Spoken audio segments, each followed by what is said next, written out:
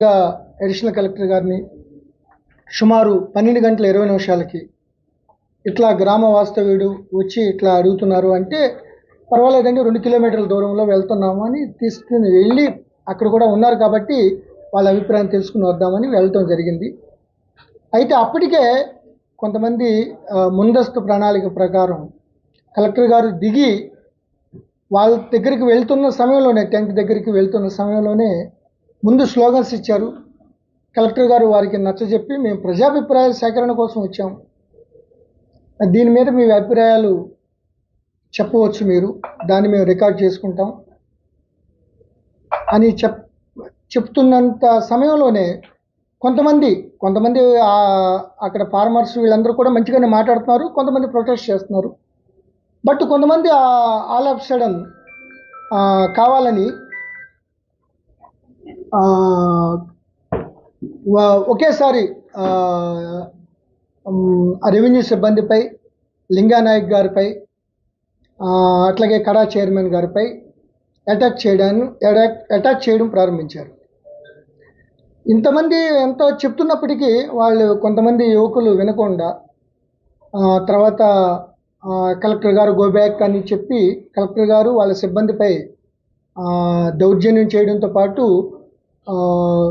పెద్ద పెద్ద రాళ్ళు, స్టోన్స్ ఇవన్నీ కూడా తీసుకుని వాళ్ళపై అటాక్ చేయడం ప్రారంభించారు. తర్వాత కలెక్టర్ గారిని పుష్ చేసి ఇక్కడ ఉద్రిక్త వాతావరణం ఉండటం వల్ల కలెక్టర్ గారు కారు ఎక్కి వాళ్ళని సముదాయిస్తూనే వెళ్ళటం జరిగింది. ఈ లోపల అక్కడికి కూడా ఆపుకోకుండా కడా చైర్మన్ గారిని, వెంకటరెడ్డి గారిని, అదేవిధంగా లింగానాయక్ గారిని విచక్షణ రాహిత్యంగా వాళ్ళు అటాక్ చేయడం జరిగింది. సో ఇంత రాళ్ళు మన వీడియోలో చూస్తున్నాం. అక్కడ విలేకరులు కూడా ఉన్నారు. శ్రీనివాసరెడ్డి వికారాబాద్ డిఎస్పి కడా చైర్మన్ ప్రొటెక్ట్ చేసే టైంలో ఆయన కూడా అటాక్ చేసి ఆయన కూడా దెబ్బలు తగడం జరిగింది. సో ఈ విధంగా ప్రజాభిప్రాయ సేకరణ కోసం కలెక్టర్ గారు వాళ్ళ అభిప్రాయం కోసం వాళ్ళ రిక్వెస్ట్ మీదే ఎక్కడైతే ఉన్న ప్లేసు 2.5 కిలోమీటర్ల దగ్గర ఉన్నప్పుడు ఒక మొగమోని సురేష్ అనే ఒక వ్యక్తి వచ్చి ఆయన రిక్వెస్ట్ చేసి అక్కడి నుంచి రమ్మన్నారు అని రిక్వెస్ట్ చేస్తే కలెక్టర్ గారు అందరినీ అభిప్రాయం తెలుసుకుని సరే అక్కడికి వెళ్ళొద్దాం, మన విలేజే కదా, వాళ్ళతో వెళ్ళి అడుగుదాం, వాళ్ళ అభిప్రాయం చెప్తారు అని చెప్పే టైంలో అభిప్రాయం చెప్పమని అడిగితే ఈ విధంగా దుందుడుగ్గా వాళ్ళు ముందస్తు ప్రణాళికలో భాగంగా ఒక కుట్రపూరితంగా కొంతమంది మధ్యలో దూరి ఈ యొక్క దాడికి పాల్పడినట్టుగా మేము ప్రాథమిక సమాచారం ప్రకారం నిర్ధారణ అయింది.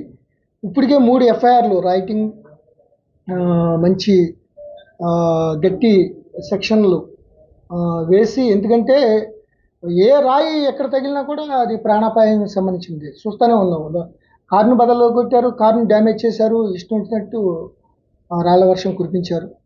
సో వీళ్ళపై ఆల్రెడీ చాలామందిని ఇప్పటికే 15 మందిని ఐడెంటిఫై చేసాం. మిగతా అంత వీడియో చేస్తున్నాం. అట్లాగే ఎవరెవరు ఫోన్లు ఎవరెవరికి చేశారు, ఎవరైతే దీంట్లో ప్రధానమైన అటాక్ చేసిన, దాడి చేసిన యువకులు ఎవరెవరితో మాట్లాడి ఎవరు ఇన్వెస్టిగేట్ చేశారు. ఎందుకంటే ఎన్నో టీజీఐఏసీని కానీ, ప్రాజెక్టుల్లో కానీ, సెజల్లో కానీ ఈ అభిప్రాయ సేకరణ ఇటువంటి ప్రాసెస్ జరుగుతూ ఉంటాయి. ప్రొటెస్ట్ చేస్తూ ఉంటారు రైతులు కాబట్టి, సున్నితమైన అంశం కాబట్టి చాలా సంయమనంగా ఆ ప్రాసెస్ కంటిన్యూ అవుతుంది. దాని దృష్టిలోనే కూడా మేము పోలీసులు గత 4-5 ఇన్సిడెంట్లు అయినా కూడా ఎంతో సంయమనంగా రైతులకు సంబంధించిన విషయం కాబట్టి ఎంతో సంయమనంగా ఉండి దాని యొక్క వాళ్ళ రెవెన్యూ వాళ్ళకి మేము సహకరిస్తూ వచ్చాం. సో ఈరోజు కూడా కలెక్టర్ గారు పోలీసు అనేది ముందు అనేది కాదు, మేము